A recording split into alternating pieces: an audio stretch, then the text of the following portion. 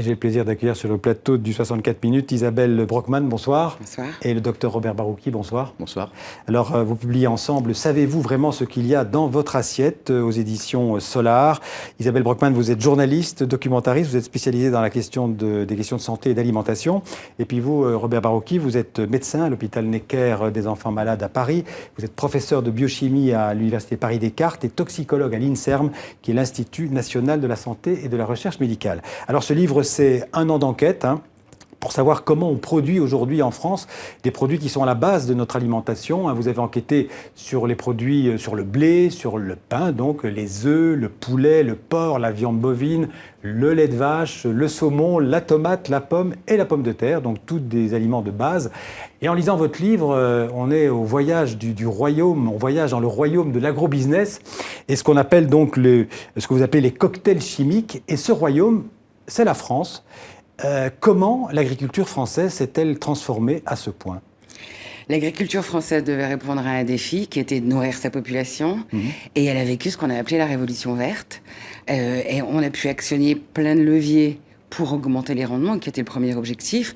Les agriculteurs se sont appuyés sur les innovations en termes de médecine vétérinaire, les semences sélectionnées, les produits phytosanitaires, et tout ça, et la mécanisation, et tout ça a permis de faire de la France une très grande puissance. Donc on peut dire, Robert Barouki, qu'au départ, ça part d'un bon sentiment. Bien sûr que oui. Chacune de ces étapes, c'est une innovation. Il y a de la créativité là-dedans. Il ne faut absolument pas nier ça. Mais le problème, c'est que... On sent un peu d'ironie quand même dans votre voix, non, pas du tout. Non. Il y a beaucoup d'innovation dans ce qui se passe. Donc, il y a des produits chimiques qui peuvent être effectivement utiles. Et pour un agriculteur, ça peut être utile de rajouter des engrais, éventuellement, s'il a peur de moisissures, de rajouter des fongicides. La question est-ce qu'on a pensé à la suite ? C'est-à-dire accumuler tous ces produits chimiques, c'est très bien technologiquement parlant, peut-être pour des raisons aussi économiques, mais est-ce qu'on a pensé ensuite aux conséquences sur l'environnement, sur la santé des populations ? Et c'est ça la question qui se pose. Les produits chimiques, ils sont ajoutés à des doses infinitésimales. Donc, est-ce que même à petite dose, ces produits chimiques, dans le long terme, sont dangereux pour la santé ? Nous avons de plus en plus d'arguments pour certains produits chimiques qu'ils peuvent être toxiques à des doses assez faibles, surtout pendant des périodes très longues. Et c'est ça la difficulté, si vous voulez. On dit que la dose, c'est le poison. On dit que la dose, c'est le poison, mais parfois, c'est les faibles doses qui peuvent être les poisons, mais par contre, sur de longues durées. C'est cette multiplication entre faible dose, longue durée qui pose problème, difficile parfois à tester expérimentalement. Donc, on a un peu de mal parfois, mais ce sont là les questions qu'on se pose. Alors, votre livre s'ouvre sur le blé, donc sur le pain, et vous dites, par exemple, qu'aujourd'hui, on ne peut pas imaginer en France du blé, donc du pain, sans pesticides, fongicides, insecticides.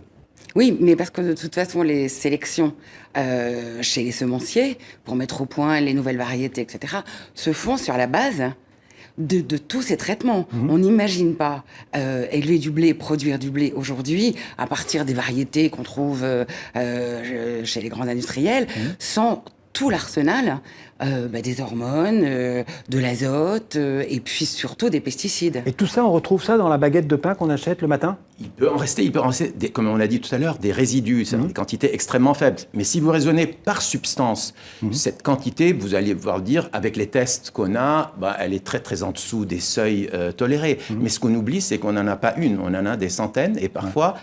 Parfois, les effets, ils peuvent s'additionner et donc il faudra en tenir compte. Et ça, on ne sait pas très très bien faire encore. Donc rassurez-nous, manger du pain le matin, un morceau de pain avec son repas, c'est pas dangereux. Non, si vous voulez, il y a des avantages quand même à manger. Manger du pain, à manger des fruits et légumes, personne ne nie. Il ne faut pas en conclure qu'il ne faut pas manger du pain. Parce qu'on nous dit manger 5 fruits et légumes par jour. Absolument, et on continue à le dire. Et puis on se rend compte qu'on mange en fait des insecticides. Eh bien, je résume un peu trop. Bien sûr, c'est le constat. Il y a des bénéfices, il y a des risques. Nous, notre but, c'est en montrant quels sont les risques possibles, de dire, avec une autre manière de faire, peut-être en diminuant ce qu'on appelle les intrants, tout ce qu'on rajoute, tous ces pesticides, en les diminuant, vous n'avez plus que les bénéfices et vous n'avez plus les risques. C'est ça, je dirais, l'objectif de cette enquête et de ce qu'on peut en tirer. Alors, on va parler de la diminution des intrants et même du bio. On va parler après. Mais d'abord, un autre exemple, les viandes de veau, de bœuf, de porc. Et quand on parle de tout ça, vous parlez aussi du poulet, du saumon. Vous dites, il faut rappeler qu'avant d'être des aliments, le veau, le bœuf, le porc, ce sont des animaux. Ce sont des animaux qui sont nourris. qui sont élevés. D'abord, ce sont dans des quelles animaux, conditions? on s'est beaucoup ému des conditions d'abattage. Il faut simplement rappeler que la vie d'un animal, de sa naissance à l'heure de sa mort, est à l'image de son abattage. C'est-à-dire que les conditions de vie sont concentrationnaires, de plus en plus, les exploitations augmentent, ont des tailles de plus en plus importantes, il y a de plus en plus d'animaux ensemble, avec tout ce que ça implique, de médicaments, parce que les épidémies ont des autoroutes pour se développer. Quand on a 10 000, 15 000 poulets dans un hangar, on ne peut pas prendre le risque qu'un virus se propage. Et donc, oui, effectivement, les rendements ont présidé à tous les choix. Il faut produire le plus possible et le plus vite possible. Je ne suis pas sûre qu'on mesure que le poulet qui rôtit chez le boucher a 32 jours, que le porc grossit de 900 grammes par jour. Et ces poulets sont évidemment nourris aussi, bourrés d'antibiotiques. Exactement, et ça c'est le problème. Donc, pour pouvoir faire ça, vous comprenez qu'il y a des grands risques de contamination. Donc on va rajouter de bactéries. Il faut rajouter très fréquemment des antibiotiques. Et alors qu'on dit pour pour nous, on nous dit l'antibiotique, ça ne doit pas être automatique. Là, ça a l'air d'être très automatique. Alors, pourquoi pas? Alors, vous allez me dire, pourquoi pas les antibiotiques? Eh bien, il y a une raison quand même à ça, parce que les bactéries résistantes deviennent de plus en plus nombreuses et ça inquiète beaucoup. C'est un cercle vicieux, on met de plus en plus d'antibiotiques. Oui, mais les bactéries, elles savent résister. Donc, elles deviennent résistantes. Et ça peut poser un vrai problème de santé publique dans l'avenir. Et ça le pose déjà, d'ailleurs. Ce qui veut dire qu'il y a des résidus de médicaments, d'antibiotiques, par exemple, dans toutes les viandes, qu'elles soient blanches ou rouges, que nous mangeons? Absolument. Alors, on fait exprès aussi d'arrêter les antibiotiques suffisamment longtemps à l'avance, avant l'abattage, pour qu'on n'en ait pas des doses excessives, bien sûr. Donc, mais il en reste un tout petit peu, et la question est de savoir, est-ce que ce qui reste peut contribuer, sachant qu'on mange de la viande quand même très longtemps, peut contribuer au développement de bactéries qui sont résistantes. Je reviens un instant au poulet. Vous dites dans votre livre que les poulets, avant d'être des poulets, sont des poussins, et que les poussins mâles, qui ne servent pas à pondre des œufs. De la race des pondeuses. Alors, ils sont éliminés, et vous dites, il y a combien de poussins? Alors, c'est juste un chiffre pour faire pleurer dans les chaudières, mais c'est impressionnant. Il y a 50 millions de poussins. 50 millions de poussins qui sont broyés vivants. En France, la même chose dans les autres pays en Europe. Donc, on peut imaginer, ça fait de poussins des milliards, enfin des centaines de millions de poulets. On ne peut rien en faire. Alors, le lait, un mot sur le lait. D'abord, aussi, c'est un gros chapitre de votre livre. Comment sont nourris, première question, il faut toujours voir, comment est nourrie la vache dont nous buvons le lait? Alors, la vache dont nous buvons le lait est nourrie à peu près avec 15 kilos par jour de ce qu'on appelle des concentrés. C'est le cœur du système. Et puis derrière, il y a le fourrage en complément et le maïs. Il faut savoir que moins une vache sort au pré, plus elle mange de maïs, et que la part du concentré, elle est incompressible. C'est-à-dire que c'est cet apport-là qui est extrêmement riche, qui génère en fait la lactation, et qui permet à la vache de produire 4 fois plus de lait que naturellement. Elle pourrait avoir des triplés, en fait. Elle produit tellement de lait que si on lui laissait le loisir de nourrir son veau, elle pourrait en nourrir 3. Vous dites qu'il faut un lait qui doit devenir un liquide sans aspérité. Totalement standardisé, parce qu'en plus, après, il est traité. Une fois qu'il quitte l'exploitation, il arrive à la laiterie, à l'usine, et là, il est intégralement écrémé. Il a perdu sa valeur nutritive, le lait que nous buvons, ou...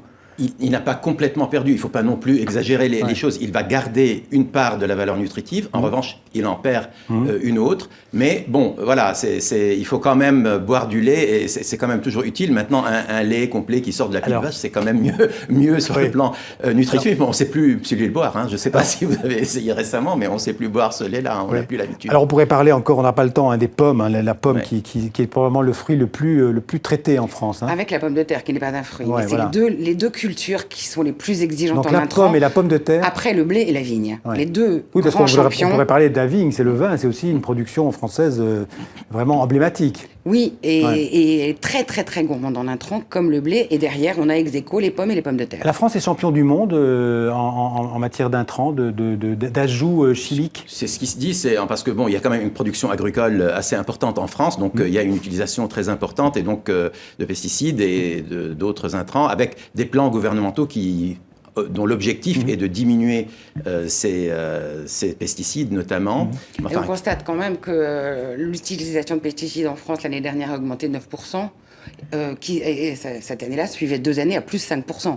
Donc malgré les Donc ça plans continue à gouvernementaux, augmenter. ah oui, et les molécules sont de plus en plus puissantes. Je le disais un mot quand même sur l'agriculture bio, il nous reste peu de temps. Est-ce que l'agriculture bio, c'est une vraie alternative? Qui veut répondre? Incontestablement. Le bio, les cahiers des charges sont extrêmement clairs, on a droit à peu près à rien. Donc on fait pousser les fruits et les légumes et on élève les animaux d'une manière très naturelle à l'extérieur, etc. Et je crois qu'il ne faut pas non plus oublier la question des circuits courts. Quand on achète à un producteur ce qu'on va manger, on a une autre relation aussi à sa nourriture, à son alimentation. Il ne faut pas oublier que quand on achète un produit, on achète le monde qui va avec. Docteur Barouki, on peut faire confiance au bio? Oui, je pense qu'on peut faire confiance au bio.